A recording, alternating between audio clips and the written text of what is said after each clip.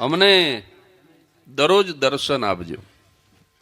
આ ભજનની અંદર એક વાક્ય હું આવ્યું કે હૃદય કમળની સહેજ બિછાવી. હું જ્યારે ગાવામાં આવ્યું ને ત્યારે વિચારતો હતો કે હૃદય કમળની સહેજ બિછાવી એમ કેમ કીધું, એવું કેમ ન લખ્યું કે મગજ કમળની છે જ? કેમ હૃદય જેટલું ઉપયોગી છે એટલું જ મગજ પણ ઉપયોગી છે. મગજની તો ભૂમિકા છે. કોઈને ગાળ દેવી હોય તો આપણે એમ કહીએ છીએ મગજ વગરનો છે. તો એવું ન લખ્યું. હૃદય કમળની મારા ગુરુજી જો પધારતા હોય તો મારા હૃદય રૂપી કમળની હું પથારી કરીને વાટ જોઉં છું. એટલા માટે કીધું કારણ કે મગજને અહીંયા ન વાપરી શકાય. મગજમાંથી બુદ્ધિ જન્મે છે અને હૃદયને એટલે પ્રયોજવામાં આવ્યું કારણ કે હૃદયમાંથી પ્રેમ જન્મે છે. સદગુરુને પ્રેમ કરાય સાહેબ. મેં કીધું ને કે પથ્થર ની અંદર ધર્મ ભળે તો પથ્થર શાલિગ્રામ બની જાય અને જીવતરની અંદર ધર્મ ભળી જાય તો ઇન્સાન રંગ અવધૂત બની જાય. અને બાપજીને ભરપૂર પ્રેમ કરે એ પ્રેમ અવધૂત બની જાય સાહેબ. જો પ્રેમ અવધૂતજીએ પણ પ્રેમનો જ મહિમા કર્યો છે. પ્રેમના પંચશીલ આપ્યા. જો બુદ્ધિના પંચશીલ નથી આપ્યા એમણે, પ્રેમના પંચશીલ. પ્રેમમાં જીવો, પ્રેમને જીવો, પ્રેમ જીવો, પ્રેમ આપશો, પ્રેમ મળશે. Live in love, live by love, live the love, give the love, get the love. પંચશીલ જે આપ્યા પ્રેમના, એને બુદ્ધિના ન આપ્યા સાહેબ. એટલા માટે નથી આપ્યા કારણ કે હૃદયની પથારી કરીએ ને હૃદયરૂપી કમળની, ત્યારે જ મારા ને તમારા સદગુરુ પધારે છે સાહેબ. બુદ્ધિ દોડાવીને સદગુરુ નથી આવતા. બુદ્ધિને એક બાજુ મૂકીને જીવવું પડે. બુદ્ધિ છે એ લોખંડ છે. થોડુંક અઘરું પડે તો માફ કરજો, પણ હવે ત્રીજો મણકો છે એટલે થોડીક ભૂમિકા સુધારવી પડશે. ત્રીજો રંગ દરબાર છે એટલે જેમ જેમ આપણે આગળ જતા જઈએ ને એમ અઘરા ક્વેશ્ચન આવતા જાય. તમે લોઢાને પાણીની અંદર નાખો ને તો લોઢું ડૂબી જાય કારણ કે લોઢું એ બુદ્ધિ છે, અને લાકડાને નાખો તો તરે કારણ કે લાકડું એ પ્રેમ છે. પણ એ જ લાકડા ઉપર જો તમે ખીલી મારી અને લાકડાને મૂકો ને તો ખીલી એ તરી જાય. પ્રેમની સાથે બુદ્ધિ રાખો તો સદગુરુ મળે સાહેબ. નહીતર એકલી ખીલી તો હાવ નાનકડી હોય તો ડૂબી જ જવાની સાહેબ. એકલી બુદ્ધિ નહીં ચાલે સદગુરુના દેશમાં.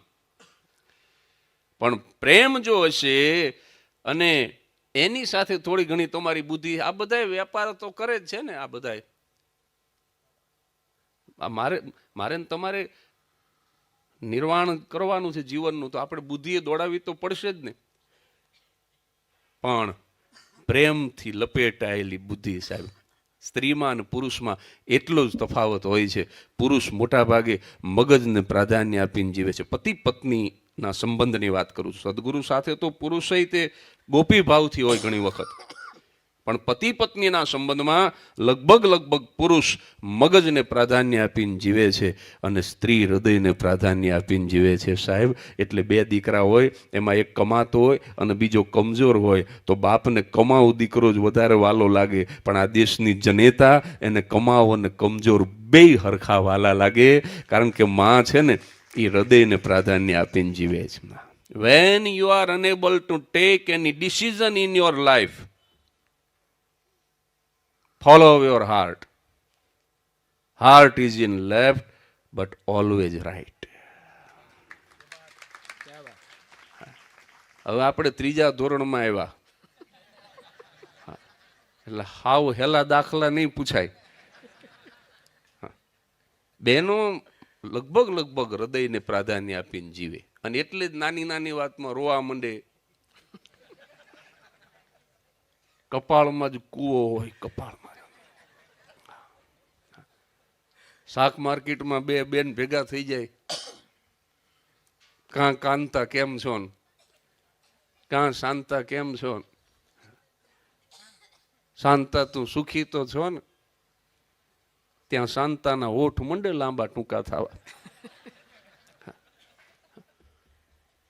અમારા સુખનું પૂછશો જ માં. તે જે દુખી હોય એ તો રોવે, પણ ભેગી સુખી રોવે. કોઈ જાતની ચિંતા ન હોય એ રોવે, 15 મિનિટ રોવે ને અડધો અડધો શેરડીનો રહ પીને હોના રસ્તે જતા રહે.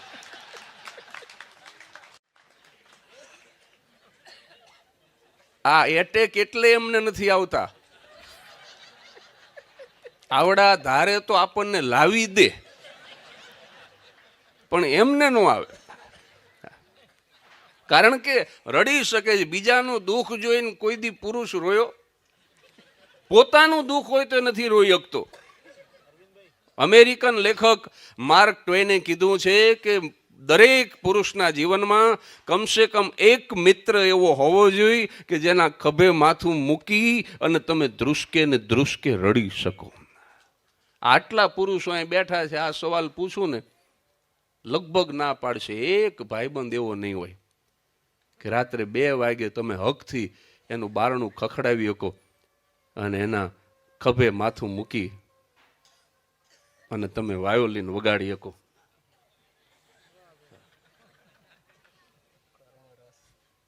હું આવી કોઈ સાહિત્યની વાત કરું ત્યારે મને જરાક ટેકો કરજો.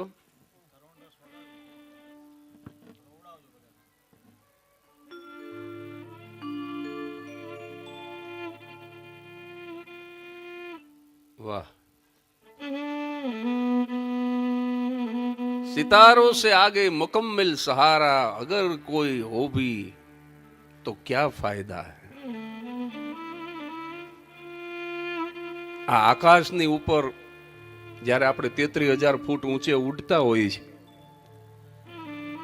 ત્યાં કદાચ કોક ખભો રાખીને ઊભો હોય તો એને નહીં આપણે અહીંયા માથું મૂકી શકીએ. ત્યાં કોઈ હારો મજાનો આરસનો ઓટો કર્યો હોય, यहाँ આપણે नहीं બેસી શકીએ. सितारों से आगे मुकम्मल सहारा अगर कोई हो भी तो क्या फायदा है. सर को थमा के 2 आंसू बहाने एक कंधे से ज्यादा कोई क्या चाहता है. મિત્રના ખભે માથું મૂકીને રોઈ શકે એવો મિત્ર ન મળે સાહેબ. 60 વર્ષ જિંદગીના નીકળી જાય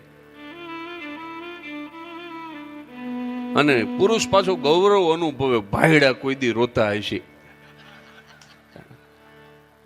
પછી શેર બજારમાં વધઘટ થાય, સિગરેટ હળગતી હોય, ભાઈ ઓલવાઈ જાય, ગોરધન ઉપડે નોન સ્ટોપ. એના કરતા રોતા શીખી જાઓ, હસતા શીખી જાઓ સાહેબ. આ બે બહુ જરૂરી છે. અને ઈ જેનું હૃદય પ્રેમથી છલોછલ હોય સાહેબ, ઈ આ બહુ સાહજિકતાથી કરી શકે. એટલે આ ભજનની અંદર આવ્યું એટલે મને આ 2-4 વાતો યાદ આવી. આપણે તો આગળનું ભજન સાંભળવાનું છે વિપુલભાઈના કંઠે. મેં તો દત્ત દિગંબર ધ્યાઉં. જો આમાં ધ્યાઉં છે, આમાં એક ભાઈ વાંચતા હતા, એ મને કે મેં તો દત્ત દિગંબર મ્યાઉં. મેં કીધું બિલાડો થામાં, આ મ્યાઉં નથી, આ ધ્યાઉં છે. એટલે ઘણી વાર છે ને માણસો, તમે જોજો હિન્દુસ્તાનનો માણસ છે ને, આમ રેડ સિગ્નલ હોય ને ટ્રાફિકનું, તો એ કોઈ જો પોલીસ ન ઊભો હોય તો એ જવા દે. પણ એ રેડ સિગ્નલ ક્રોસ કરીને જતો રહે, પણ સામે જો બિલાડી આડી પડે તો પોલીસ ન હોય તો પાછો વળે. આ હિન્દુસ્તાનનો માણસ છે. રેડ સિગ્નલ એ ક્રોસ કરી શકે છે, પણ બિલાડીને ક્રોસ નથી કરી શકતો. તમે જુઓ, આ મારી ને તમારી ઘણી વખત અંધશ્રદ્ધા મને તમને કેવા ગોટે ચડાવે છે. શ્રદ્ધા જરૂરી છે, પણ અંધશ્રદ્ધા એ બહુ નુકસાનકારક હોય છે.